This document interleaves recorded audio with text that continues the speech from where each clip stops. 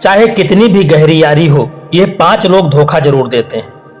दोस्तों, आज जो हम आपके लिए कहानी लेकर के आए हैं, यह कहानी आपके लिए बहुत खास होने वाली है। इसलिए मेरा आपसे निवेदन है कि इस कहानी को शुरू से लेकर के अंत तक जरूर सुनना।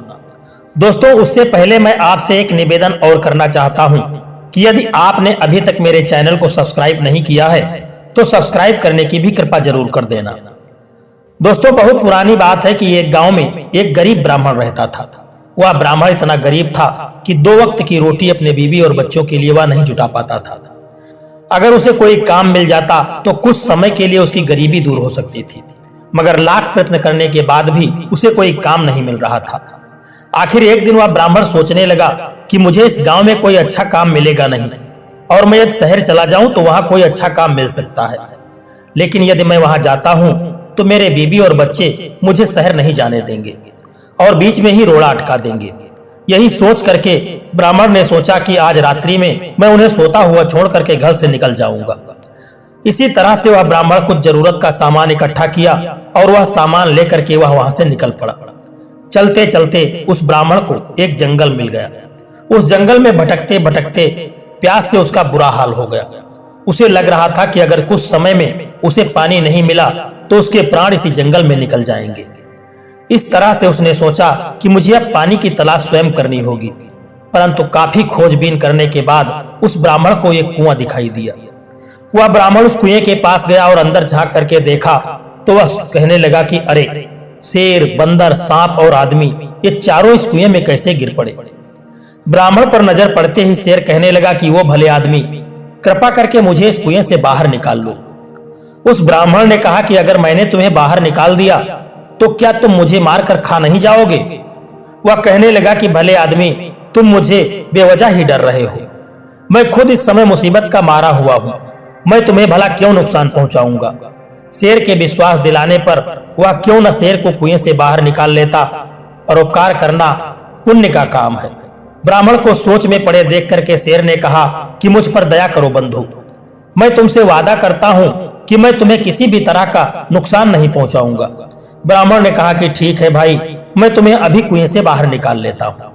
इस तरह से उस ब्राह्मण ने वह शेर को निकालने के लिए वह तैयार हो गया। फिर ब्राह्मण ने अपने झोले में हाथ डाली और एक रस्सी निकाल करके उस कुएं में डाल दिया। शेर को रस्सी से बाहर खींच करके कुएं से बाहर निकाल दिया।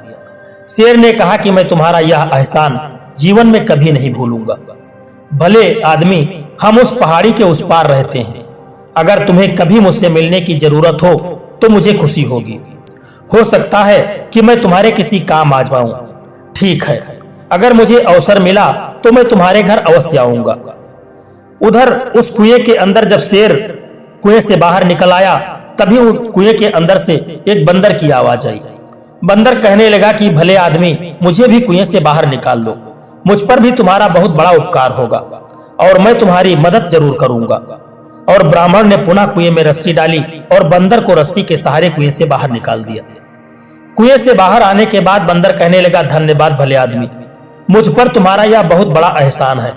इसमें एहसान की क्या बात है, मुसीबत के मारों की मदद करना ही हम इंसानों का फर्ज है। मैंने तो सिर्फ अपना फर्ज निभाया है। फिर तो मैं ब्राह्मण हूँ, तुम बहुत अच्छे हो ब्राह्मण देवता। यह कह करके वह बंदर कहने लगा कि जो वह पहाड़ी दिखाई दे रही है, ठीक उसी के पीछे मेरा घर है। यदि कभी जिंदगी में जरूरत पड़े तो आप मेरे घर अवश्य आना। ब्राह्मण ने कहा कि ठीक है बंधु, यदि कभी जरूरत पड़ी तो मैं अवश्य तुम्हारे घर आऊंगा। तभी कुएं के अंदर से सांप की आवाज सुनाई पड़ी। सांप कहने लगा कि कृपा करके मुझे भी ब्राह्मण देवता बाहर निकाल लो। वह ब्राह्मण कहने लगा, ना बाबा ना, मैं तुम्हें कैसे निकाल सकता हूँ, तुम तो एक सांप हो। कहीं मुझे काट खाए तो मैं क्या करूंगा, मेरे तो प्राण चले जाएंगे। सांप ने कहा कि क्या कोई अपने मददगार को काट सकता है बंधु। ब्राह्मण ने कहा कि लेकिन मैं तुम पर कैसे विश्वास कर सकता हूं। फिर सांप ने बड़ी ही विनती की और रोते हुए वह कहने लगा कि मुझ पर यकीन करके देखो ब्राह्मण देवता, मैं आपको नहीं काटूंगा। हम पक्का वादा करते हैं। हाँ ब्राह्मण देवता, मैं तुम्हें कभी नहीं काटूंगा। मेहरबानी करके आप मुझे इस कुएं से बाहर निकाल दो। वह ब्राह्मण सांप की विनती सुनकर के कहा, ठीक है, मैं तुम्हें अभी कुएं से बाहर निकालता हूं। फिर ब्राह्मण कुएं में रस्सी डाल करके सांप को बाहर निकाल लेता है। कुएं से बाहर जब सांप वह आता है तो वह कहता है कि इस आसान के लिए बहुत ही धन्यवाद बंधु। अगर तुम्हें कभी भी मुसीबत का सामना करना पड़े तो तुम मुझे जरूर पुकारना। तुम जहां भी होगे मैं वहां चला आऊंगा। उस ब्राह्मण ने कहा कि ठीक है, ऐसा मौका आया तो मैं तुम्हें जरूर याद करूंगा। तभी कुएं के अंदर से वह आदमी कहने लगा कि ब्राह्मण देवता, मुझे भी कुएं से बाहर निकाल लो। वह ब्राह्मण जैसे ही उस आदमी को कुएं से बाहर निकालने के लिए आगे बढ़ा, रस्सी डालने के लिए तैयार हुआ, तभी वह सर्प कहने लगा कि इसकी सहायता बिल्कुल मत करना, क्योंकि यह आदमी भले ही तुम्हारी बिरादरी का है लेकिन बहुत बुरा आदमी है। और उस सांप का समर्थन वहां पर बंदर और शेर उन दोनों ने ही किया। सांप ने दलील दी कि यह बड़ा कृतघ्न आदमी है, जो उसकी मदद करेगा उसी की यह जड़ काटेगा। समझ में नहीं आता कि क्या करूं। इतना कह करके वह सांप वहां से चला गया। फिर थोड़ी देर के बाद जब वह आदमी ज्यादा विनती करने लगा तो वह कहने लगा कि कृपा करके मेरी मदद करो बंधु, तुमने शेर, बंदर और सांप की जान बचाई है, मेरे भी प्राण बचाओ। हम तुम्हारी बिरादरी के हैं, माफ करना, तुम अच्छे आदमी नहीं हो, तुम्हारी कोई मदद नहीं करूंगा। इतना कहकर जब वह ब्राह्मण जाने लगा तो उन जानवरों की बातों में ना आओ। वह कहने लगा, बंधु तुम मेरी मदद करो, मैं तुम्हारी मदद कदापि नहीं करूंगा। वह आदमी बहुत चिल्लाया, रोया और गिड़गिड़ाया तो उस ब्राह्मण को उस आदमी पर दया आ गई। उसने कुएं से बाहर उसे निकाल दिया। वह बहुत बहुत धन्यवाद कहा, बंधु तुमने मुझ पर जो उपकार किया है मैं 7 जन्मों तक कभी नहीं भूलूंगा। इसमें उपकार की कोई बात नहीं है, इंसान ही इंसान के काम आता है, लेकिन तुम हो कौन? तब वह ब्राह्मण से कहने लगा कि मैं एक सुनार हूं और पास ही के शहर में मैं रहता हूं। कभी मेरे योग्य सेवा हो तो आप मेरे घर अवश्य आना। ब्राह्मण ने कहा ठीक है। फिर सुनार से विदा लेकर के वह शहर की ओर चल दिया। उस आदमी के जाने के बाद ब्राह्मण ने झोले से लोटा निकाला और कुएं से पानी खींच करके पानी पिया और अपनी राह पर चल पड़ा। फिर काफी देर तक चलने के बाद एक नगर में पहुंच गया। शहर तो पहुंच गया, अब मुझे नौकरी की तलाश शुरू कर देनी चाहिए। फिर वह एक सेठ की दुकान पर पहुंचा और उस सेठ से विनती करने लगा कि क्या आप मुझे कोई काम दे सकते हैं। सेठ जी से वह आदमी कहने लगा कि मैं मेहनत और पूरी ईमानदारी से काम करूंगा। सेठ ने कहा कि माफ करना, मेरे पास कोई जगह खाली नहीं है, कोई दूसरा दरवाजा देखो। ब्राह्मण निराश होकर के वहां से लौट पड़ा। उसके बाद ब्राह्मण ने नौकरी के लिए काफी दौड़ धूप की, लेकिन उसकी तकदीर ने उसका साथ नहीं दिया। अब मैं अपनी बीबी और बच्चों के सामने कौन सा मुंह लेकर के जाऊंगा? मुझ जैसे बदनसीब को तो जीवन जीने का कोई अधिकार ही नहीं है। इस तरह से हताश होकर के ब्राह्मण आत्महत्या करने के बारे में सोचने लगा। लेकिन तभी उसे शेर, बंदर और सांप व सुनार के बचनों की याद आ गई और उसने सोचा कि क्यों ना एक बार उन्हें भी आजमा करके देख लिया जाए, शायद वही मुझ गरीब की कुछ मदद कर दें। अतः वह आत्महत्या का विचार को छोड़ करके सबसे पहले बंदर के पास पहुंचा। बंदर ने दिल खोल करके उस ब्राह्मण का स्वागत किया। ब्राह्मण ने पेट भर भोजन करने के बाद उससे विदा मांगी तो बंदर कहने लगा कि आप कभी भी मेरे घर चले आना ब्राह्मण देवता, यहाँ हमेशा आपका स्वागत होगा। धन्यवाद बंधु। तब ब्राह्मण बंदर से कहने लगा, मैं बनराज से मिलना चाहता हूँ, क्या तुम मुझे सीधी राह बता सकते हो? हाँ, क्यों नहीं। तुम पहाड़ी के नीचे चले जाओ, पहाड़ी के पार तुम्हें सबसे पहले बनराज की गुफा मिलेगी। अच्छा बंधु। इतना कह करके वह उसे चलने की इजाजत मांगता है। भगवान आपकी यात्रा को सफल करे ब्राह्मण देवता। फिर ब्राह्मण बंदर के कहने के अनुसार शेर की गुफा की तरफ निकल पड़ा। जब ब्राह्मण शेर के पास पहुंचा तो शेर ने बड़ी खुशी से उसका स्वागत करते हुए कहने लगा कि तुम्हें देख करके मुझे बहुत खुशी हुई है मित्र, बोलो मैं तुम्हारी क्या सेवा कर सकता हूँ। वह कहने लगा कि मैं बहुत गरीब हूँ मित्र। फिर ब्राह्मण अपनी व्यथा सुना करके कहने लगा कि अगर मुझे कहीं से कुछ धन मिल जाए तो अपने घर में लौट जाऊं, वरना मेरे लिए खुदकुशी करने के सिवाय कोई दूसरा रास्ता शेष नहीं बचता है। इतना निराश न हो मित्र, तुम यहीं ठहरो, मैं अभी आता हूँ। इतना कह करके शेर अपनी गुफा में चला गया और जब शेर गुफा से बाहर निकला तो उसके मुंह में सोने का एक सुंदर रत्न जड़ित हार दबा था। हार ब्राह्मण के सामने रखते हुए शेर कहने लगा कि लो मित्र, इस हार को बेच करके तुम्हें अच्छे दाम मिल जाएंगे, तुम्हारी सारी गरीबी दूर हो जाएगी। ब्राह्मण ने कहा, धन्यवाद बंधु, सचमुच तुमने अपना वचन निभाया है। इतना कह करके ब्राह्मण ने हार उठाया, शेर से विदा ली और रतन नगर की ओर लौट पड़ा। वापस लौटते हुए ब्राह्मण का मन खुशी से फूला नहीं समा रहा था। आखिरकार मेरी यात्रा सफल हो गई। इस हार को अच्छे दामों में बेच करके घर लौट जाऊंगा। मुझे वापस घर आया देख करके मेरे बीबी और बच्चे बहुत खुश होंगे। हार की बिक्री से जो भी धन, खूब सारा धन मिलेगा, उससे हम सुख से दिन व्यतीत करेंगे। ब्राह्मण सोचता हुआ चला जा रहा था। तभी इस हार को कहाँ बेचा जाए ताकि मुझे इसकी अच्छी कीमत मिल सके। इसी विचार के दिमाग में आते ही ब्राह्मण सोच में पड़ गया। अचानक उसे सुनार की याद आ गई। उसने सोचा कि मैंने सुनार की जान बचाई थी, वह इस मामले में मेरी सहायता जरूर करेगा। शहर पहुंचते ही सुनार से मिलूंगा। और ब्राह्मण ने मन ही मन सुनार की मदद लेने का निश्चय कर लिया और शहर पहुंचते ही वह सीधा सुनार के पास पहुंच गया। उसने कहा कि आओ मित्र, तुम्हें देख करके मेरा दिल फूला नहीं समा रहा है। कहो बंधु, कैसे आना हुआ? मैं तुम्हारे पास एक जरूरी काम से आया हूँ। कहो ब्राह्मण देवता, कौन सा काम है? अगर मैं तुम्हारे किसी काम आ सका तो मैं अपने आप को धन्य समझूंगा। उस ब्राह्मण ने कहा कि मेरे पास एक हार है और मैं चाहता हूं कि तुम उसे अच्छे दामों में बिकवा दो। इतना कह करके ब्राह्मण ने अपनी जेब से हार निकाल करके सुनार के हाथ में थमा दिया। हार देख करके ओह, यह हार इस ब्राह्मण के पास कहां से आ गया? यह हार तो राजकुमार का है, जो शिकार पर जाने के बाद आज तक वापस नहीं लौटा है। सोचते हुए सुनार ने मन में महाराज द्वारा घोषित इनाम का लोभ उसके मन में जाग गया और अगले ही पल वह अपनत्व जताता हुआ कहने लगा कि इसमें कष्ट की कौन सी बात है। मैं तुम्हारी सहायता अवश्य करूंगा बंधु, लेकिन इसके बारे में किसी अच्छे जौहरी से राय लेना उचित समझता हूँ ताकि तुम्हें इसकी अच्छी कीमत मिल सके।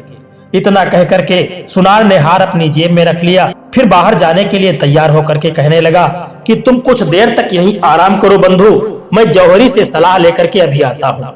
ठीक है मित्र, मैं यहीं बैठता हूँ। फिर सुनार जाते समय अपनी पत्नी को बुला करके कहने लगा कि ब्राह्मण देवता हमारे मेहमान हैं, तुम इन्हें भोजन कराओ, मैं जरा बाहर हो करके आता हूँ। जैसी आपकी आज्ञा स्वामी। उसके बाद सुनार घर से निकल करके सीधा राज दरबार में जा पहुंचा। महाराज प्रणाम, मैं आपसे एक विशेष काम से मिलने आया हूँ।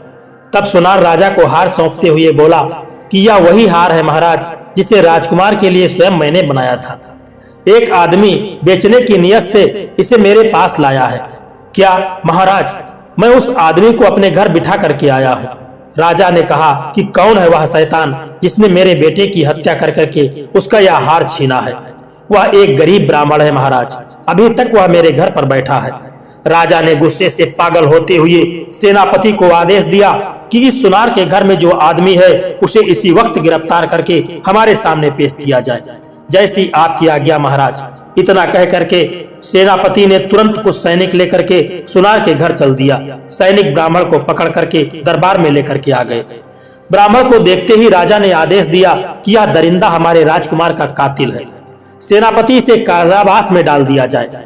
जो आज्ञा महाराज। फिर सैनिकों ने ब्राह्मण को ले जाकर के कारावास में डाल दिया। जब सैनिक जाने लगे तो ब्राह्मण कातर स्वर में बोल पड़ा, आखिर मुझे राजकुमार का कातिल क्यों ठहराया जा रहा है? मैं तो बिल्कुल निर्दोष हूँ। अगर तुमने राजकुमार की हत्या नहीं की तो राजकुमार का हार तुम्हारे पास कैसे आया? जिस सुनार को तुम हार बेचना चाहते थे वह हार उसी सुनार ने राजकुमार के लिए स्वयं बनाया था, इसलिए तुम पकड़ में आ गए। अब तुम बच नहीं सकते, राजा तुम्हें मौत की सजा देंगे। यह कहकर सैनिक वहां से चले गए। सैनिकों के जाने के बाद सुनार ने तो मुझे बहुत बड़ी मुश्किल में फंसा दिया। अब मैं क्या करूं? इस नगर में तो मेरा कोई मददगार भी नहीं है। हे प्रभु, मेरी रक्षा करो, मुझे बचाओ। अगर मुझे फांसी हो गई तो मेरे बीबी और बच्चों का क्या हाल होगा? तभी अचानक से उस ब्राह्मण को सांप का वचन याद आ जाता है और अगले ही पल सांप को याद किया और सांप उसके सामने प्रकट हो गया। वह कहने लगा कि कहो मित्र, मुझे कैसे याद किया? मैं बहुत बड़ी मुसीबत में फंस गया हूँ। राजा ने मुझे जबरदस्ती जेल में बंद कर दिया है और ऐसे अपराध की सजा देने वाले हैं जो मैंने किया ही नहीं है। सांप कहने लगा, ओह, लेकिन ऐसा क्यों? तब ब्राह्मण ने शेर से हार प्राप्त करने से लेकर के गिरफ्तार होने तक का सारा किस्सा सांप को सुना डाला और करुण स्वर से बोला कि मुझे बचा लो बंधु। तुमने मुझसे कहा था कि मुसीबत के समय तुम मेरे काम आओगे। मेरी जान का सवाल है, मेरे लिए इससे बड़ी मुसीबत और क्या हो सकती है? मुझे कुछ सोचने दो मित्र। जो सोचना हो शीघ्र सोचो और मुझे इस जेल से छुटकारा दिलाओ। मुझे एक उपाय सूझा है मित्र। मैं चुपके से महारानी के कमरे में जाकर के उसे डस लेता हूँ। इससे क्या होगा, मेरे जहर से महारानी बेहोश हो जाएगी, फिर चाहे कोई कितना भी प्रयत्न कर ले वह होश में नहीं आएगी। फिर क्या होगा, उसके होश में न आने से मैं तो नहीं बच जाऊंगा। पहले मेरी पूरी बात सुनो, वह साफ कहने लगा। मेरे जहर का असर तब तक रहेगा जब तक तुम अपने हाथ से उसके माथे को नहीं छुओगे, और तुम जैसे ही महारानी का माथा छुओगे वह होश में आ जाएगी और राजा खुश होकर के तुम्हें छोड़ देगा। ब्राह्मण कहने लगा कि अगर ऐसा नहीं हुआ तो राजा और महारानी से बहुत प्यार करता है राजा, वह उसे जिंदा रखने के लिए कुछ भी कर सकता है। फिर सांप जेल की कोठरी से निकल करके महारानी के कक्ष में पहुंच गया और अगले ही पल रानी को डस लिया। रानी तुरंत उठ बैठी और चिल्ला उठी, ओई माँ, मुझे सांप ने काट लिया, और सांप खिड़की के रास्ते से होता हुआ चला गया।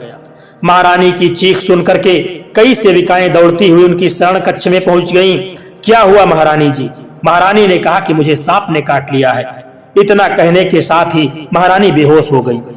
महारानी को बेहोश होते ही देखते ही हमें तुरंत महाराज को खबर करनी चाहिए। अब तीसरी सेविका पहली सेविका से कहने लगी कि तुम जाओ चंदा, हम महारानी के पास ही हैं। इतना कह करके एक सेविका दौड़ती हुई बाहर चली गई। कुछ ही क्षणों में वह महाराज के कक्ष में पहुंची। कहने लगी कि गजब हो गया महाराज, महारानी को जहरीले सांप ने काट लिया है और महारानी बेहोश हो गई हैं। जल्दी ही उनके उपचार की व्यवस्था कीजिए महाराज। राजा ने तुरंत एक सेवक को बुला करके महामंत्री और सेनापति को आदेश दिया और फिर स्वयं वह महारानी के कक्ष की ओर चल दिए। महारानी के कक्ष में पहुंचते ही राजा व्याकुल हो उठे।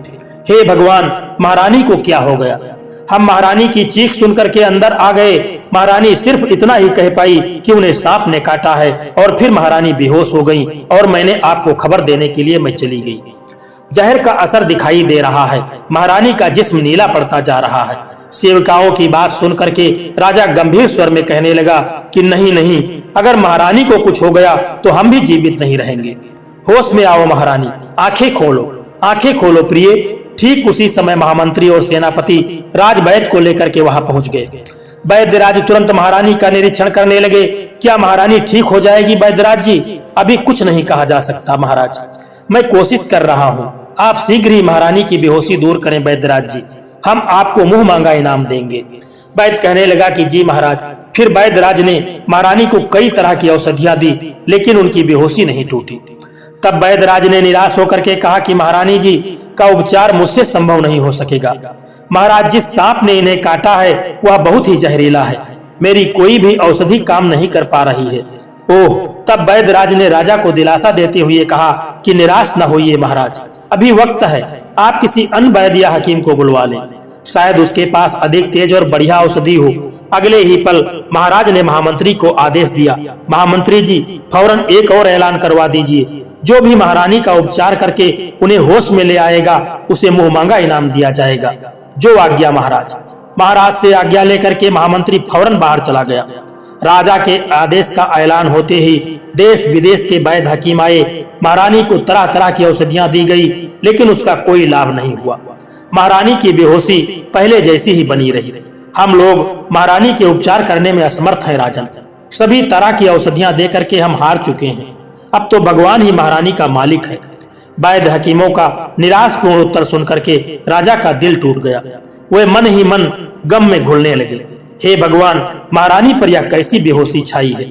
उधर जेल की कोठरी में कैद ब्राह्मण ने राजा का ऐलान सुना तो उसने पहरेदार से कहा कि मुझे महाराज के पास ले चलो, मैं महारानी की बेहोशी दूर कर सकता हूँ। जब अच्छे अच्छे वैद्य हकीमों भी उनकी बेहोशी नहीं दूर कर सके तो तुम एक हत्यारे होकर के उनकी बेहोशी क्या दूर करोगे? ब्राह्मण ने विनती की, आप एक बार मुझे महाराज के पास ले चलो, मैं अपने कथन को सत्य सिद्ध करके दिखा दूंगा। ले चलने में क्या हर्ज है, इसे भी अपनी किस्मत आजमा लेने दो। ऐसा सोच करके पहरेदार ने कहा कि ठीक है, मैं पहले महाराज से पूछ लूंगा, जैसी तुम्हारी इच्छा। जब पहरेदार राजा के पास आकर के कहा कि महाराज की जय हो, जेल में कैद ब्राह्मण महारानी जी की बेहोशी दूर करने का दावा कर रहा है, अगर आपकी इजाजत हो तो उसे यहाँ लेकर के आओ महाराज, उसे शीघ्र लेकर के आओ पहरेदार। पहरेदार तुरंत वापस लौट गया। फिर कुछ समय के बाद पहरेदार ने ब्राह्मण को राजा के सामने पेश कर दिया। प्रणाम महाराज, मेरी विनती है कि मुझे महारानी की बेहोशी दूर करने का अवसर दिया जाए। तुम्हें अवसर अवश्य दिया जाएगा। ब्राह्मण, परंतु यदि तुम महारानी को होश में नहीं ला सके तो हम तत्काल ही तुम्हारा सिर धड़ से अलग करवा देंगे। ब्राह्मण ने कहा कि मुझे मंजूर है महाराज।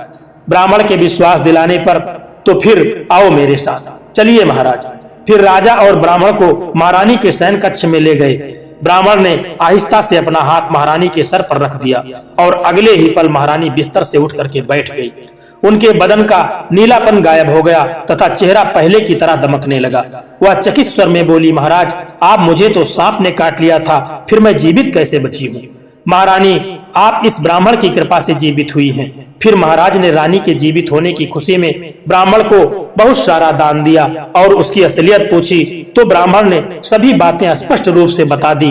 राजा ने ब्राह्मण को काफी धन धान्य दे करके, पुरस्कार दे करके अपने यहाँ से विदा कर दिया और उस सुनार को कैद में डाल दिया। दोस्तों, चाहे कितनी भी गहरी यारी हो, यह 5 लोग धोखा जरूर देते हैं। पहले वे लोग जो मतलबी और स्वार्थी होते हैं, दूसरे वे लोग जिनका काम और उनकी बात आपस में मेल नहीं खाती है, और तीसरे वे लोग जो झूठे और मक्कार होते हैं, और चौथे वे लोग जो लालची होते हैं, वह कुछ भी कर सकते हैं, और पांचवे वे लोग जो जरूरत पर कभी काम नहीं आते और अपनी बात पर कभी कायम नहीं रहते। दोस्तों, ऐसे 5 लोगों से हमेशा दूरी बना करके रहना चाहिए, क्योंकि यह लोग धोखा देने वाले होते हैं। यह कभी भी धोखा दे सकते हैं। दोस्तों, यह कहानी आपको कैसी लगी है एक प्यारा सा कमेंट करके जरूर बताना, और यदि वीडियो आपको अच्छा लगा है, पसंद आया है, तो वीडियो को एक लाइक करके चैनल को सब्सक्राइब करने की भी कृपा कर देना। जय श्री कृष्णा। राधे राधे।